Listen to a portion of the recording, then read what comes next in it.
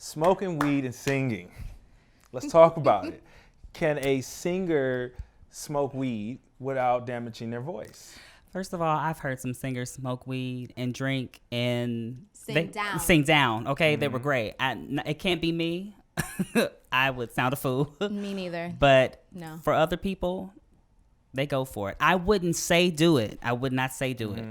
But if you're going to be recreational in your doings and stuff like that, do it maybe 2 days before your performance, just to be able to like have a bounce back, maybe. Because the fact of the matter is, when you're smoking, you cause your folds to be inflamed. Like that's anyone that doesn't sing, whoever. If you smoke, your folds are going to be inflamed, and if your folds are inflamed, then they don't phonate. And for those of you that don't know what phonation is, that's when your vocal folds are vibrating, and they're supposed to be going like this, and they're supposed to come together. They're supposed to come together and then come apart. That is the way. That's the way. That's literally how, if you go and get a scope and you watch the video of your vocal folds while you're singing, they go like this. But if they're swollen, then they don't ever meet all the way, right? So when you hear someone sing, if they are accidentally you hear like a little air coming through when they're singing, and it's not something that they meant to do, it's just the way their voice sounds, it's because their folds aren't phonating. So if you smoke, I'm a soprano, right? Sopranos or tenors, if you smoke, then you're going to lose your range. You'll be able to sing, but you won't be able to sing as high. So I would advise against it if you are a soprano or a tenor. But listen, if you like that rasp and that heaviness and, going down a little bit, maybe making your way up to a note, then by all means, smoke all day. Screaming something like go, go, go, go, go, go. Don't look back, just go, go, go, go, go, go. Giving up ain't an option. No, no, no, no, no, no. Don't look back. So today I got some of the best coming on the show, and they're going to give us some tips on some do's and don'ts as it relates to being a singer. And so I want to go ahead and introduce the lovely, the fabulous, the one, the incomparable Danielle Withers, everybody. Whoop, whoop. Hi. And to our far left, my homie, my brother from another, all the way from Kansas City, Mr. Eric Lyn, everybody. Whoop, whoop. All right. So I want to say first off, thank you for being here. Danielle, me and you, I met. How did we meet? Gosh, how did we meet? I think you invited me to come and sing at one of your events. You used to host a bunch of before the world shut down, of course. Yeah. You were hosting these amazing open mic nights, and actually, no, they weren't open mics. They were actual now in my set head, I performer. was like, no open mic, no. No. But you used to host these amazing concerts in LA that were significant to African American artists that live in LA. Right. And I think you asked me to perform, and So I was that was just our first. We had met before that. We had not met before that. Wow. No. Outside of that, though, you stay working. Like before. She's the most booked girl. That's I know. it. That's all I know about. If anybody asks me, like, yo, what do you know about Danielle Withers? I'm like, yo, she stay booked. That's it. Like, who are some of the people that you've traveled with or sang for, or some of the gigs that you've been, sessions and all of that, vocal work? I do a lot of session work for the Walt Disney Corporation. I also tour with a plethora of artists. I've toured with Justin Timberlake. I've toured with Ariana Grande, J-Lo, a rock band called The Killers. There's so many amazing artists, and I'm so honored to work with all of them, for sure. Lit. All right. And you did the, we're going to come back to that, but I know you did the Motown, the Motown show on Netflix, right? Yes, You were the voice did. of one of the characters. Yeah, so there's an animated series on Netflix called Motown Magic, and I was gifted the opportunity to be the singing voice for the lead actor's mother. Her name was Bernadette. I'll be standing in the wings when you check it out. That was really cool, like super cool. Wow. Probably one of the coolest things that I've been afforded the opportunity to do, so.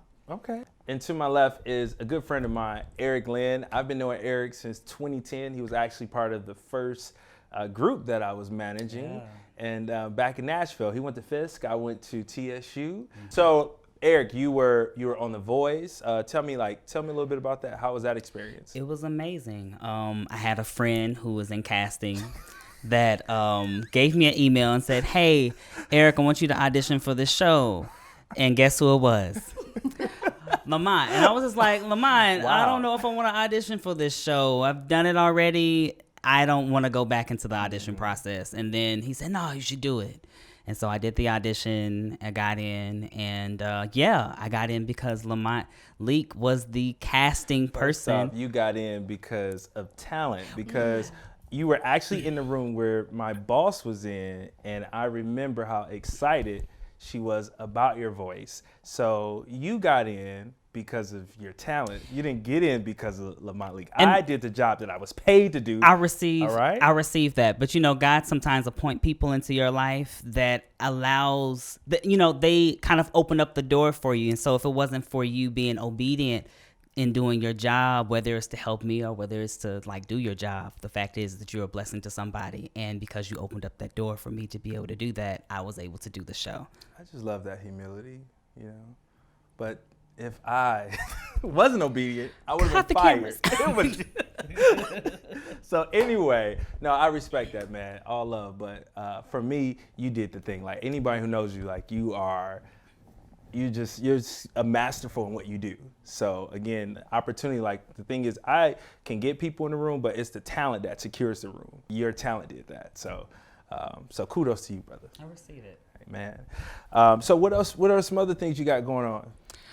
Okay. No, I sing for Kanye Sunday Service in the tenor section, occasional alto. Okay. I do session work. I am a teacher. I'm a professor at the Musicians Institute. And I'm bashful.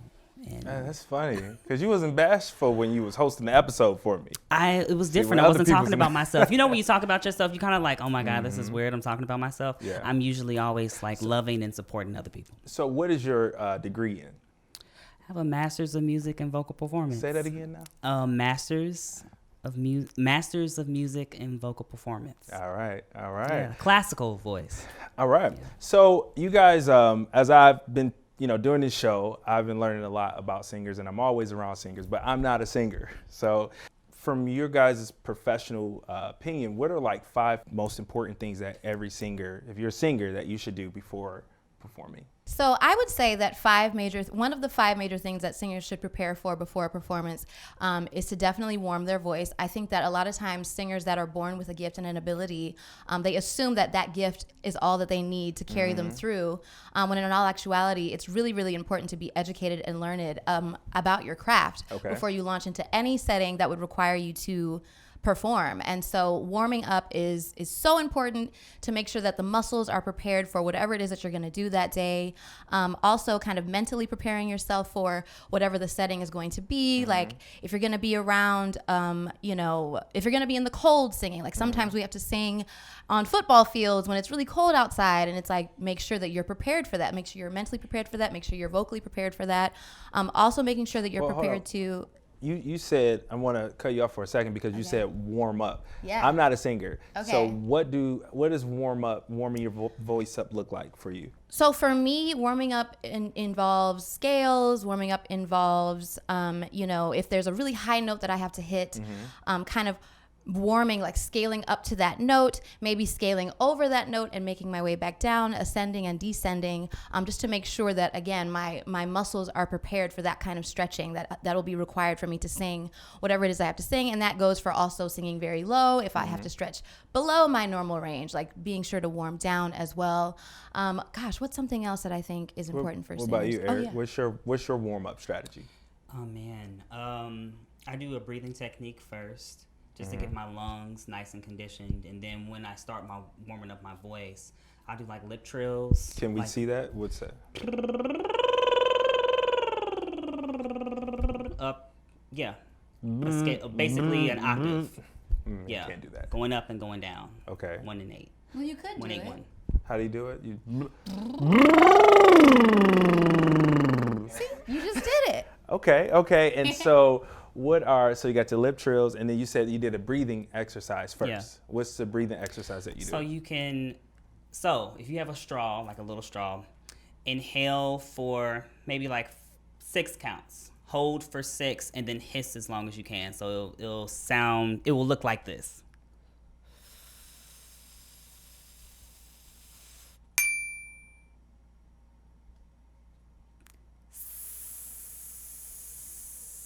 And hiss as long as you can with that breath. and then you do it again, but just do it 8 times, do it 10 times, you know, kind of bring the number up to see how much you can inhale and how long you can hold and how long you can exhaust it. Gotcha. How long can you keep it going? Okay. Yeah. What about, so any other tips?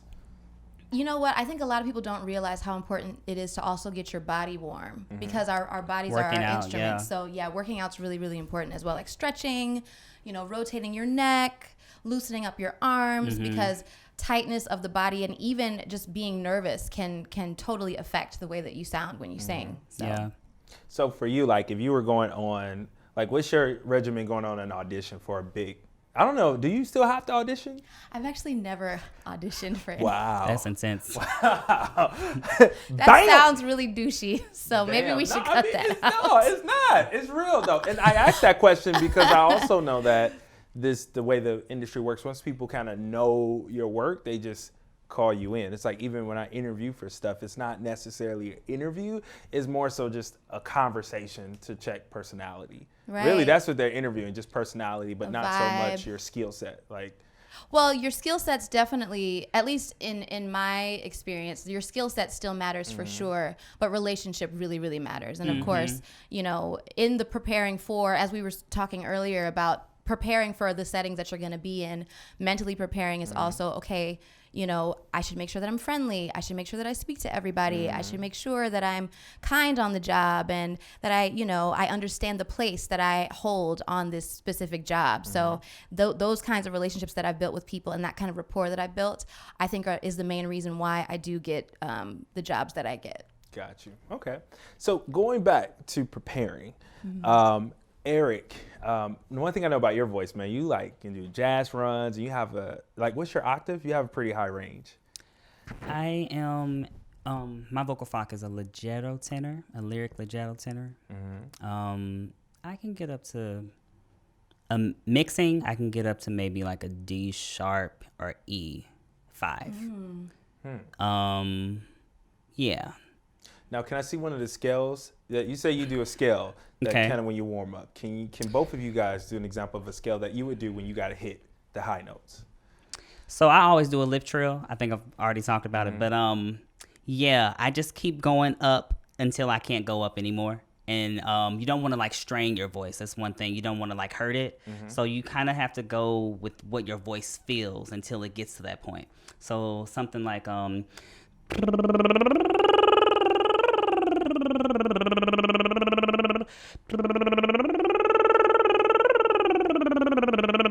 and so then after you do that, maybe you can open up your mouth and you can start doing it. Let's see. Can you do a scale? I wanna see. Sure. And I Same wanna- the lip trill scale that he Yeah, just did. and I want to Sure. see if Eric, if Okay. you can just call out the notes that she's hitting as she goes through the warm up. Within the scale, right? Okay. You ready? Go ahead.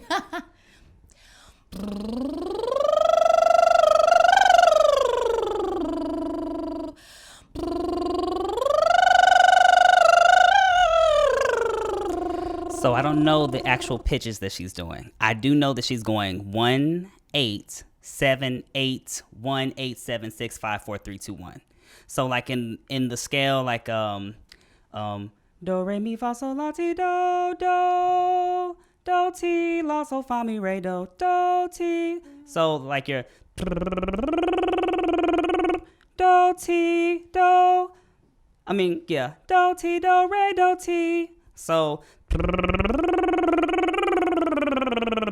does that make sense? Yeah. Which is a the little bit. solfege The scale. solfege. For I did it in anyone who's- numbers first, but like Right. yeah. I'm Yeah. a little overwhelmed. Okay. Are you over? This is good. No, this is good stuff. People need I to. feel like I hope I expressed This that right. is great. No, because- this is great. This is great. And so, what would you say is a one thing that's probably a misconception about warm up? Like, because there's a lot of people say there's different things you're supposed to do. What's something that you've heard where you're like, yo, that's the absolute wrong thing to do? I think one of the most common misconceptions is that you have to warm up for a really, really long time. You don't. Like, I would say 15 to like 20, 25 minutes is probably good. And in fact, for some, 25 is maybe too long as well. So I know you, Danielle, you work with a lot of the A-list artists. What are some of the like warm ups that you've seen from some of the artists that you work with? Most artists do sirens, which is basically just going, ooh, just making sure that there's no phlegm. If there is phlegm, doing a siren will kind of help you loosen that up and have it go down, or you'll expel it some other way. But mostly people do sirens. A lot of people do lip trills. So I know that you work with Ariana. So were you able to observe her doing any, did you guys do any warm-ups, or did you get a chance to see what her particular regimen is? Other than sirens, we didn't really get a chance to see what she did behind closed doors. And of course, we were all really eager to know because of what her vocal range is. But it's kind of her secret. We don't know. As her singers, we never knew. Got you. And was that, what would you say is the most intimidating gig that you took on? The most intimidating gig. I think the most intimidating gig that I took on was about 4 years ago. I toured with a French artist. And I studied classical music in college, and a part of the curriculum was learning to sing in different languages. So I knew how to sing in French, but it was interesting because I learned how to sing in French in the context of classical music. I didn't learn to sing in French in the context of pop music. And it was like an older pop artist. And so learning the particulars to singing a pop song in French and not having a lot of time to prepare that was really challenging. But, you know, I rose to the occasion and went on an amazing tour with him. So, all right. What school did you go to, Danielle? I went to Howard University in Washington, D.C. All right. HU. There it is. All right. All of us HBCU. Yeah. guys Yes, right here. yes. I love it. And so, Eric, now I know you sang on the show with J Hud. What is some of the being on The Voice? You work with J Hud, and off The Voice, you continue to work with J Hud. And so, what would you say is one thing a piece of advice that she gave you in using your craft and hitting the notes? The one thing that Jennifer Hudson told me, it wasn't really about like how to sing. It was more so about like just having feeling, and also not singing on my block. I guess that meant from her is you need to, gosh, I want to make sure I'm saying this right. You don't want to overdo a song with just ornamentation. You want to be able to tell the story, and you're not just appeasing to one group of people. You're appeasing to a mass group of people that want to hear your voice. They want to hear all the different facets of your voice. They also want to hear the story. And people remember feeling over just being impressed. That's what she told me. Gotcha. Now, you're a vocal coach. Yes. Now, with your students, what's the one thing that you would say that you've seen across the board where a lot of singers they get wrong, as far as just the practice, or not just warming up, but one thing that you see that a lot of singers are doing incorrectly? I think breathing is always like the first thing that people have like an issue with, because they breathe from their chest instead of from the core area. There's a saying in the Black church, like sing from the diaphragm. I don't necessarily think that's correct, but I think that what they were telling us is like, okay, you need to breathe into this space and press the diaphragm down to be able to like sing and sustain. Does that make any sense? Okay. And so when people come in, their adrenaline is like right here, and then they go for their high note, and then they completely exhaust all of that air, and they're not meeting their breath markings. So I always like, mark your sheet music so that you'll know when to breathe. Understand the spaces where you need to kind of have a bigger sound, or the valve needs to be more open as opposed to closed. Ain't nothing worse than if you're like singing a high note and you're like on a closed valve and your larynx just jumps at the top of your, you know what I'm saying? Like just like lifts up. It feels like you're choking on something. So kind of having the more open, relaxed sound, I guess. And knowing that, whatever your voice is, it is not like everybody else's. You have to sing how your instrument is supposed to sing. And sometimes that deals with like self-discovery. You have to have a relationship with your body. So yeah, I'd say like breathing, having a relationship with your body, knowing how to inhale to expand the rib muscles, the back muscles, pressing the diaphragm down, popping out the oblique muscles. All of this is probably going over someone's head right now. Okay. I think it's pretty clear. I think you're doing a great job of explaining Thank you, this. sister. You're welcome. Yeah. And just as she said, like, conditioning the body.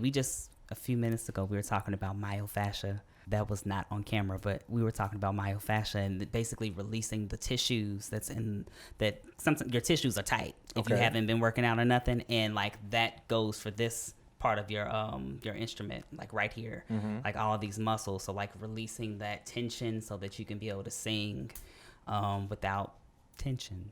Okay. Right. Yes, that's what it is. Exactly. All right. Now, for my last question to school the folks, smoking weed and singing.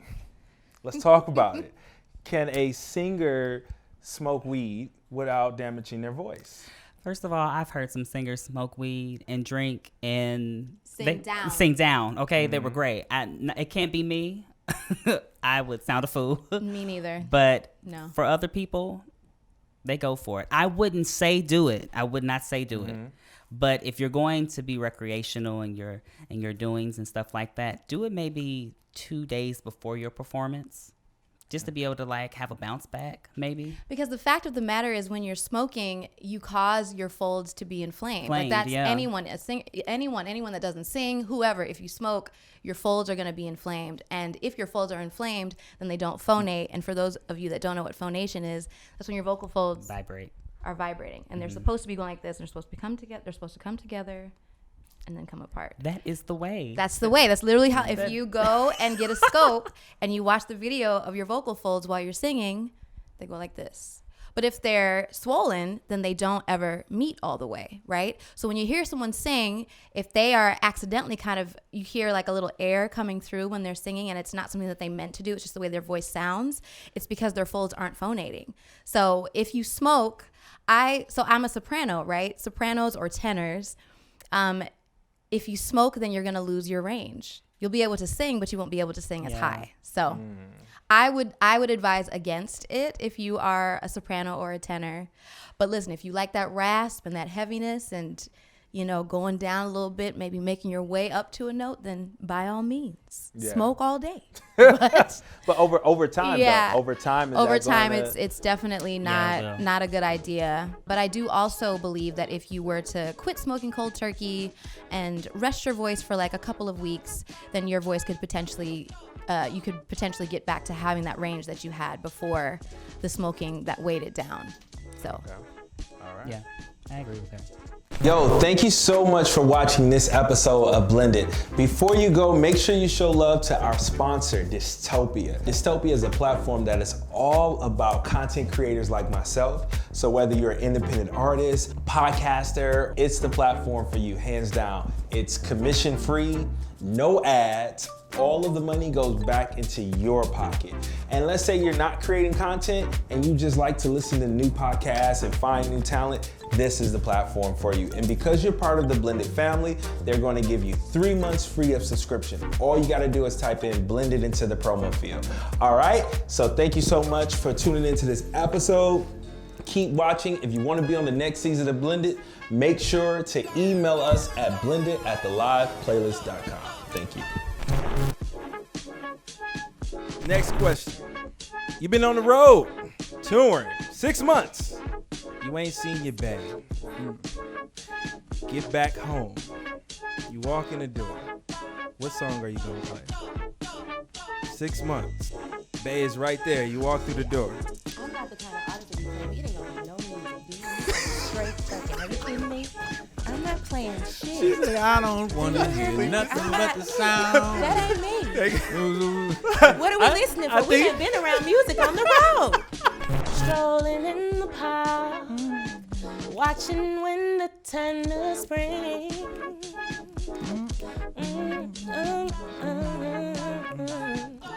Walking in the dark, watching lovers do their thing. Ooh.